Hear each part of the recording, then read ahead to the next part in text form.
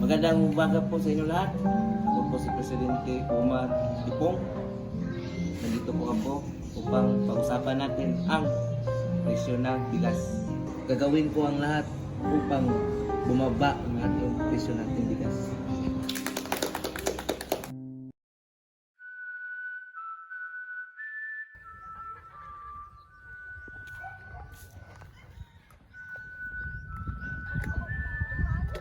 Nay, tay, pahinga muna kayo. Sige anak, teka lang.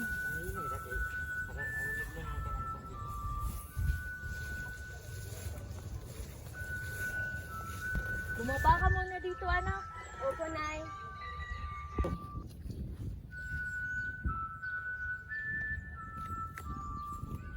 Anong ulamin natin mamaya? Ikaw, ano bang gusto mo? At gulay na lang siguro? Anak, pumunta ka muna ng palengke at bumili ka ng pagkain para may ulamin tayo mamaya. Sige po, tay. Asa na po yung pambili?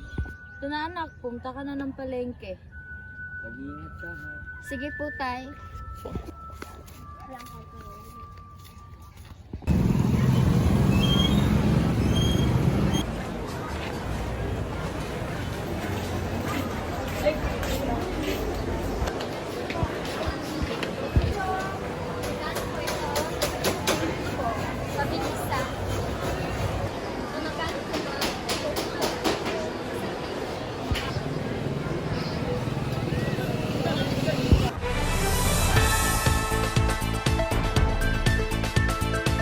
Magandang araw po sa inyo lahat. Ako po si Jana Amparo na dito tayo live sa ating palengke kung saan makikita natin ang pagtaas ng presyo ng ating mga bilihin at iba pa.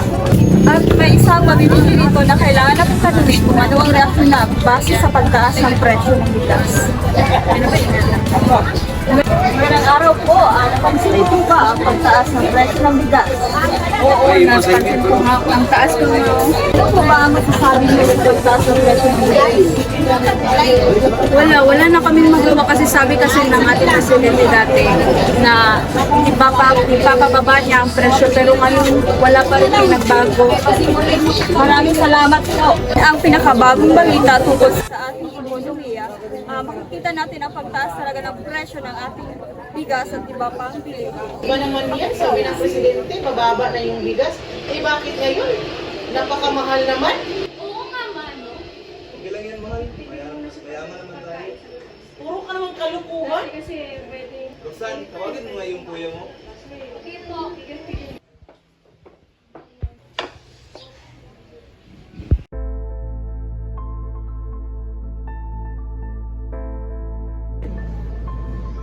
Magandang umaga sa inyong lahat. Ako, si President Prince Lungtans. Narito ako ngayon para magbigay ng mensahe para sa mga adik. Pagbibigyan ko kayo ng pagkakataon na sumuko sa ating kapulisan at sa aking mga kapulisan dyan. Pag may mga adik na manlaban, huwag kayong magdadalawang isip. Patayin niyo sila. Ako bahala sa inyo. Putangin ang mga adik ko. Uy, Nixie, pwede mo ba akong tulungan hanapin si Kuya? Sige, tara.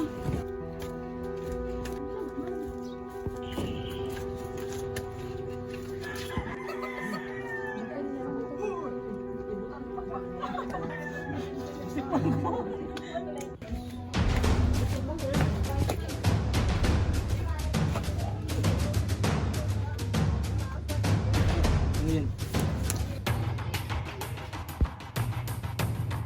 Ma! Pasi! Kuya, hinuli ka mga pulis! Ano?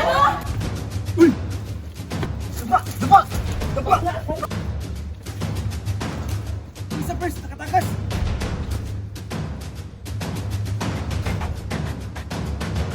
Sige, ang kanino kapit. Subuko ka na pare! Subuko ka na! Baba!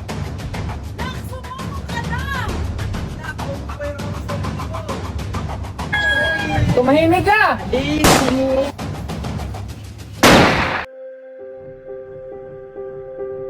Habang sila'y nalulunod sa bisyo, ang walang sala ang nalulunod sa luha.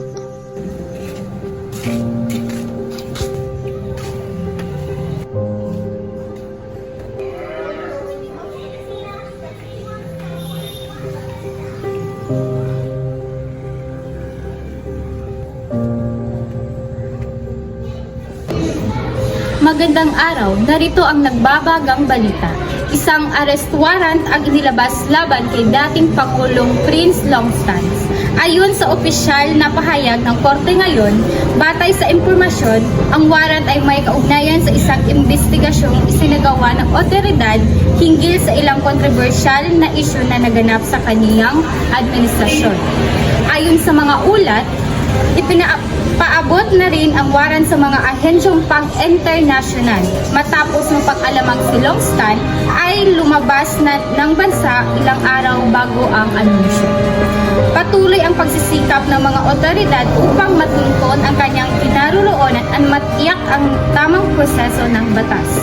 Samantala, wala pang opisyal na pahayag mula sa kampo ni Longstance ukol sa isyong ito. Aming babantayan ang anumang bagong informasyon hinggil sa usapan.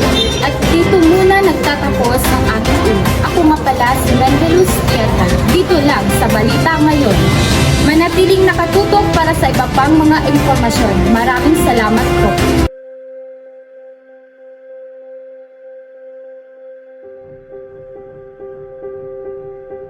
Prince Longstance!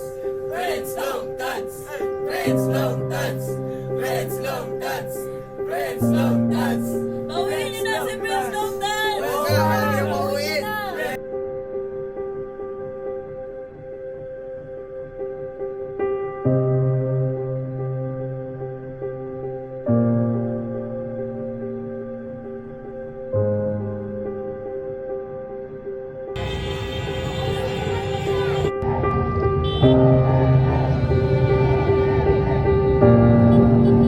Sa bawat hakbang ng batas, may tanong na di pa nasasagot.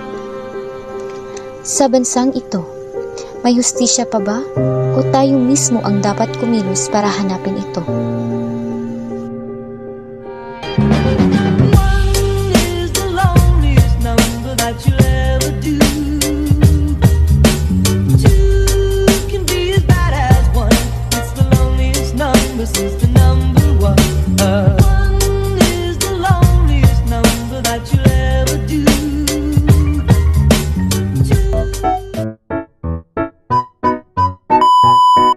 Sumuko ka na! Baba! Napansin ko pa ang mataas ang presyo ng ating Sumuko ka na! anak ko kayo. Hi sa kong vlog. Pero na po ay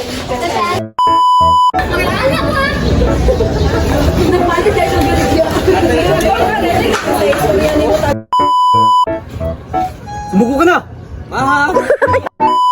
Ito ay ipipan natin sa ating kapulisan. At para sa aking mga kapulisan, huwag kayong magdadalo pa.